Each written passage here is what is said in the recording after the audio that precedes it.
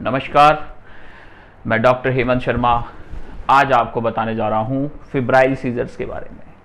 तो पहले हम समझते हैं फिब्राइल सीजर्स क्या है। देखिए, ये डिफरेंट होते हैं जो कि मिर्गी आती है उससे। इसको हम समझते हैं जनरली ये छोटे बच्चों में पाया जाता है। 6 महीने से लेके 5 साल के बच्चों में फिब्राइल सीजर्स देखे जाते हैं। अब इसके नाम से ही आपको समझ में आ रहा होगा कि फिब्राइल सीजर का मतलब क्या है। फिब्राइल मतलब बुखार, हाई टेम्परेचर, और सीजर मतलब मिर्गी। तो बुखार से जो कनेक्टेड हो, जिसका लिंक हो, उसे हम बोलेंगे फिब्राइल सीजर्स। तो ये चीज आपको समझ में आई होगी। अब इस वीडियो के माध्यम से हम समझेंगे इसके कारण, इसके साइन सिम्टम्स, इसको कैसे डायग्नोस करें और इसका क्या ट्रीट करें, क्या प्रिवेंशन लें और इसका प्रोग्नोसिस क्या होगा। तो सारी चीजें इस वीडियो के माध्यम से आज हम समझेंगे, तो कृपया अंत तक बने रहें।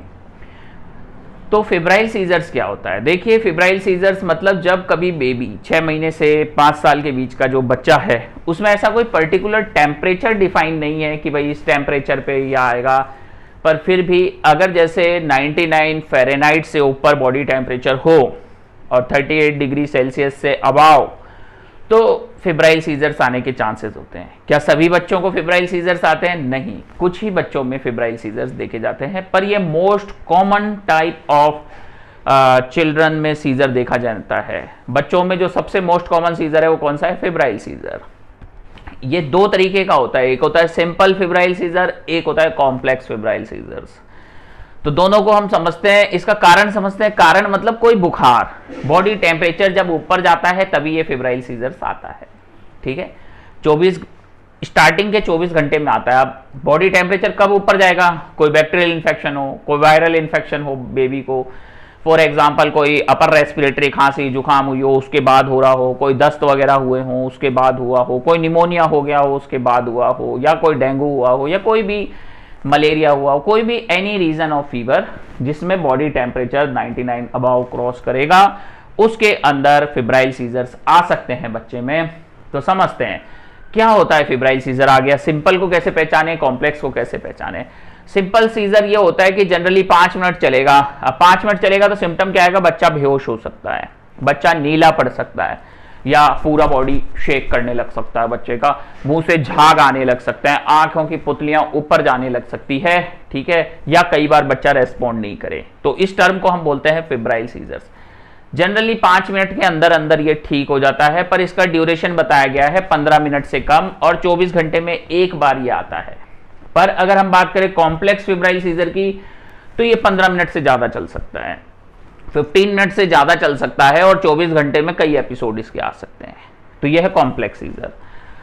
फिब्राइल सीजर में जो सिंपल सीजर है वो इतना कोई पैनिक करने का जरूरत नहीं है। उस समय कोई मुंह में चम्मच ना डालें, कोई गलत स्टेप ना लें, ठीक है, वो अपने आप ठीक हो जाता है। पर कॉम्प्लेक्स में आप एम्बुलेंस को कॉल कर सकते हैं, नियर बाय मेडिकल डॉक्टर्स को अप्रोच कर सकते हैं। ठीक है, तो वो कॉम्प्लेक्स सीजर में बहुत जरूरी है। अगर सीजर 15 मिनट से ज़्यादा चल रहा है तो बेबी को मॉनिटरिंग और एडमिशन का जरूरत पड़ेगा।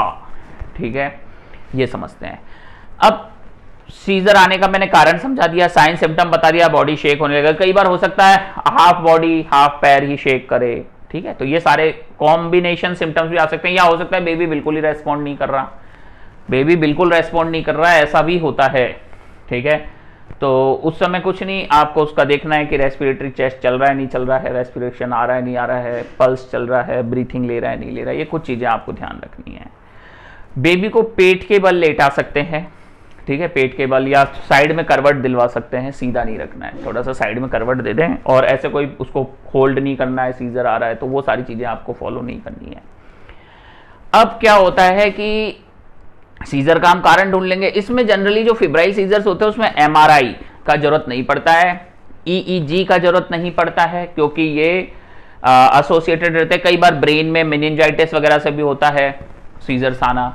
तो कारण को ढूंढते हैं, रूल आउट करते हैं। अगर माइल्ड कोई फीवर है उसकी वजह से सीजर आया है, ड्यूरेशन देखेंगे, पेशेंट का हिस्ट्री देखेंगे, तो जस्ट ऑब्जर्वेशन रहेगा बेबी का और फीवर को कंट्रोल किया जाए। अब ये भी नहीं करना है कि जब मिर्गी आ रही है उस समय आप टेम्परेचर डाउन करने का कोशिश कर रहे हैं, स्पॉन्जिंग कर रहे हैं, वो गलत है। वो काफ़ी गलत है। उस समय स्पॉन्जिंग नहीं करनी है आपको। उस समय पैरासीटामोल दे रहे हैं तो थोड़ा सा उस समय वेट करें।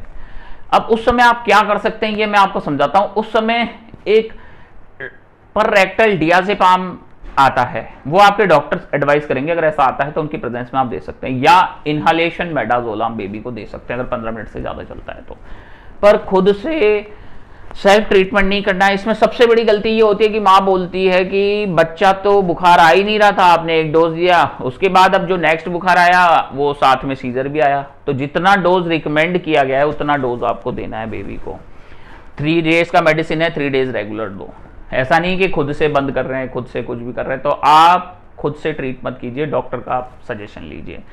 जो डोजेस दिए, कई दवाई ज़्यादा तो नहीं लिख दी, तो जो भी डॉक्टर ने लिखी वो अपने एक्सपीरियंस से लिखी है, ऐसा कुछ नहीं है कि दवाई कोई बहुत ज़्यादा लिख दी, ठीक है। उनकी डोजेस कैलकुलेट रहती है, तो वो डोजेस आपको पूरा देना है। उसको मिस डोज करेंगे ये फिर सीजर का चांस बनेगा। अब और क्या कारण होता है बच्चों में ही फिब्राइल सीजर्स क्यों आता है, बड़ों में क्यों नहीं आता, क्या आपने कभी सोचा है? देखो मैं इसका आंसर देता हूँ।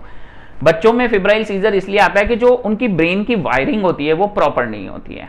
तो प्रॉपर नहीं होती है, कई बार टेम्परेचर हाई जाता है तो वो डिस्टर्ब होता है, तो वहाँ सीजर्स आने के चांसेस रहते हैं। जैसे 2 तार हैं, इसके ऊपर कोटिंग है, इसके ऊपर भी कोटिंग है, तो ये अगर स्पार्क नहीं होगा इनमें, अगर टच भी होंगे, पर बेबी में ऐसा नहीं होता है। बेबी में इनकी जो वायरिंग सिस्टम है वो प्रॉपर नहीं होता है। ऐसे लेमैन वॉइस में मैं आपको समझा रहा हूँ ताकि आप समझ सकें, तो इसलिए ये सीजर्स आता है। सीजर्स आने के और क्या कारण हो सकते हैं? देखो, इलेक्ट्रोलाइट डिसबैलेंस हो गया हो बेबी का, कैल्शियम कम हो गया हो, ठीक है, डायरिया बहुत ज़्यादा रहा हो, भूख नहीं, खाना नहीं खा रहा हो, electrolyte disbalance, magnesium disturb, sodium potassium disbalance, तो इस वजह से भी सीजर्स आ सकते हैं, ठीक है। तो ये भी कारण होते हैं, पर हमें सारे कारण भी रूल आउट करने हैं। ये नहीं सोचना है कि हर सीजर फिब्राइल सीजर ही होगा, कोई और कारण भी हो सकता है, और कोई और कारण है तो उसको ट्रीट करना बहुत ज़रूरी है, क्योंकि ये लाइफ सेविंग चीज़ है, ठीक है। तो इसमें अगर जैसे बच्चे को टेम्परेचर आता है, अगर बुखार आ रहा है तो स्पॉन्जिंग कराइए। जो आपने पैरासीटामोल या कुछ भी मेडिसिन दिया है बेबी को ओरल सिरप के फॉर्म में, उसका इफेक्ट आने में 1.5-2 घंटा लगेगा, ठीक है। फिर भी टेम्परेचर हाई होता जा रहा है तो उस समय आप स्पॉन्जिंग कर सकते हैं, पर जब सीजर आ रहा है उस समय स्पॉन्जिंग नहीं करना है, ये ध्यान रखना है आपको। सीजर के वक्त स्पॉन्जिंग नहीं करना है, मुंह में कोई चीज़ नहीं डालनी है बेबी के, जैसे बोल दिया चम्मच डाल देंगे, अपनी जीभ नहीं काटे, वो सब चीज़ें नहीं फॉलो करनी है, वो सब चीज़ें नहीं फॉलो करनी है। लास्ट में थैंक यू, धन्यवाद। वीडियो अच्छा लगता है लाइक करें, चैनल पे नए हैं सब्सक्राइब कर लें, और आपको भी अपॉइंटमेंट चाहिए तो व्हाट्सअप नंबर मेरा इस वीडियो के डिस्क्रिप्शन में, कृपया डायरेक्ट कॉल ना करें, व्हाट्सअप पे जाके अपना अपॉइंटमेंट बुक करें। लास्ट में थैंक यू, धन्यवाद, गुड बाय, नमस्कार।